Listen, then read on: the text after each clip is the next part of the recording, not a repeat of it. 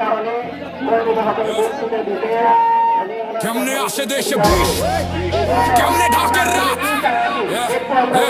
কেমনে টাকার নেশায় মানুষ বেচে নিজের ঘাট, কেমনে তরুণ চোখে আগুন পরে নিভে যায়, মাদক খেয়ে নাচে দেহ ভেতর টাকা দেহায়।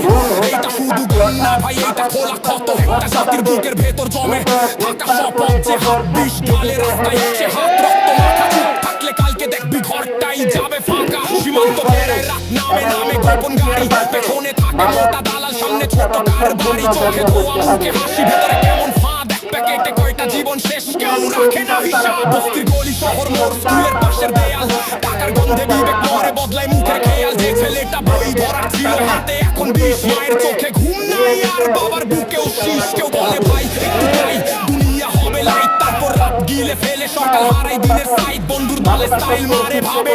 সরকারি বেসরকারি চিকিৎসার পুনর্বাসন কেন্দ্র বাড়াতে হবে, এমনি ভাবে এলাকা ভিত্তিক সচেতনতা তৈরি করতে হবে।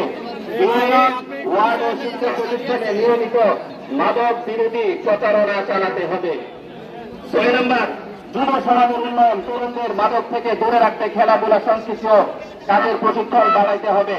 7 নম্বর, কোন রাজনৈতিক ছাড় নয়, প্রভাবশালী বা রাজনৈতিক পরিচয়ে কোন মাদক কারবারিকে ছাড় দেওয়া হবে না।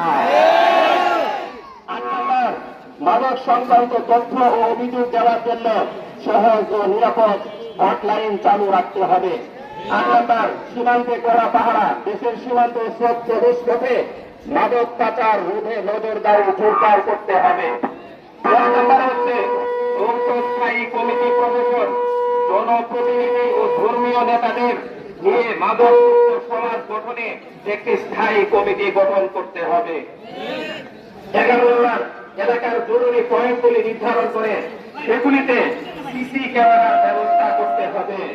আমরা আশা করি এই 11 দফা দাবি যদি